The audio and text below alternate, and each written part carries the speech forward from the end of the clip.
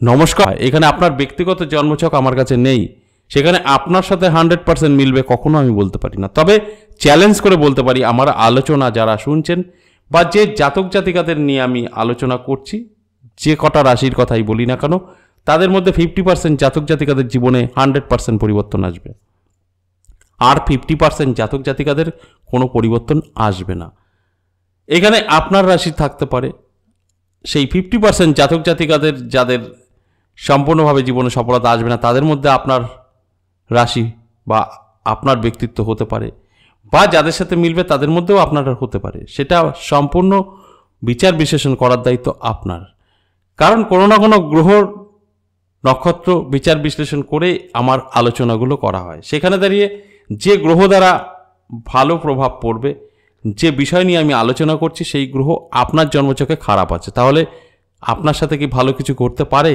কখনোই পারে না। সেখানে কি হবে? আপনার রাশি থাকবে, বাস্তব জীবনে আমার আলোচনা কোনো রকম মিলবে না। এই কারণেই আমি 50% বলে থাকি, কারণ সবার ক্ষেত্রে গ্রহদের সুপ্রভাব থাকা সম্ভব নয়। এটা যেরকম বাস্তব, আবার এটাও বাস্তব যে প্রত্যেকের জীবনে গ্রহ খারাপও থাকতে পারে না। তাই 50% আমি বলি। আমার যে কোনো আলোচনায় 50% জাতক জাতিকারা যে কোনো রাশির হোক না কেন 100% সফলতা পাবে।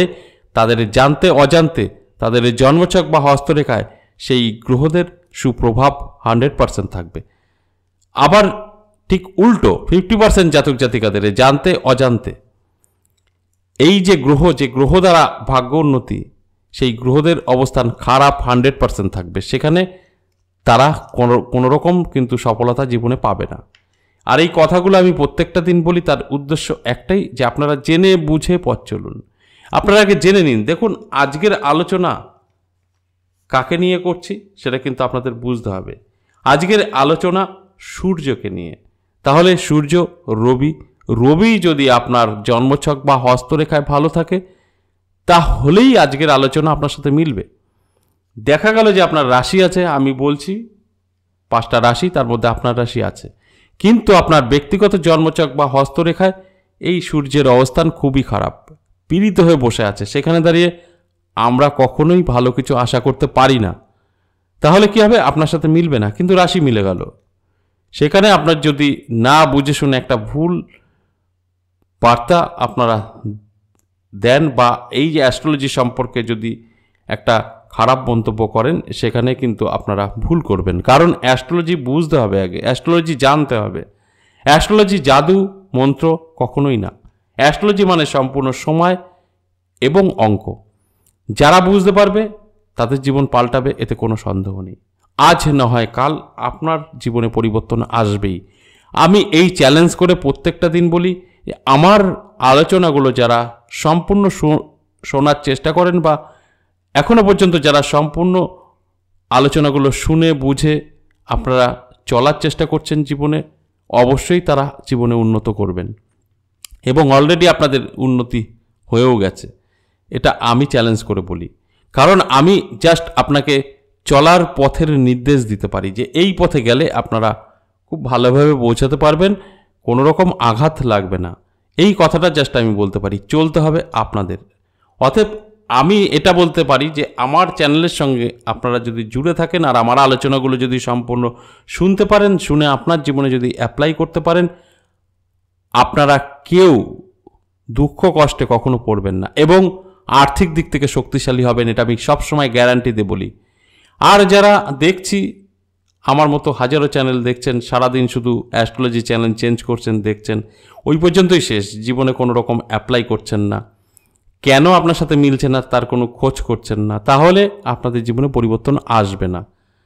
আর এই কথাগুলো বলার উদ্দেশ্য, আপনাদের সবসময়ের জন্য আমি মোটিভেট করার চেষ্টা করি, সবসময় আপনাদের সঠিক পথে চলানোর জন্য আমি চেষ্টা করি। সেই কারণেই এই কথাগুলো বলি, যে সঠিক পথে চলুন, অ্যাস্ট্রোলজি বুঝুন, তারপর আপনার জীবনে দেখবেন পরিবর্তন আসবেই। দেখুন, আজকের যে আলোচনাটা করলাম তার তো কারণ অবশ্যই আছে। যে কথাটা আমি বললাম যে 16ই জুলাই থেকে সূর্যের কৃপায় 5 রাশির ভাগ্য চমকাতে থাকবে। কেন চমকাতে থাকবে ভালোভাবে বুঝুন। আগামী 16ই জুলাই সূর্য কিন্তু রাশি পরিবর্তন করবে, আর মিথুন রাশি ছেড়ে আসবে কিন্তু কর্কট রাশিতে। আর এই কর্কট রাশিতে এসেই 12টি রাশির জন্যই কিন্তু বেশ কিছু সফলতা আনবে। সেখানে কম বেশি 12টি রাশির উপরেই তার সুপ্রভাব থাকবে।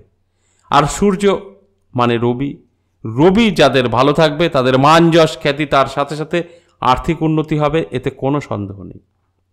ঠিক সেরকমই যে 5টা রাশি সম্পর্কে আমি বলছি, এই 5টা রাশির জাতক জাতিকাদের ভাগ্য চমকাতে থাকবে এবং সমস্ত দিক থেকে প্রচুর পরিমাণে আয় বাড়বে এবং প্রচুর ধনসম্পদ বৃদ্ধি হবে।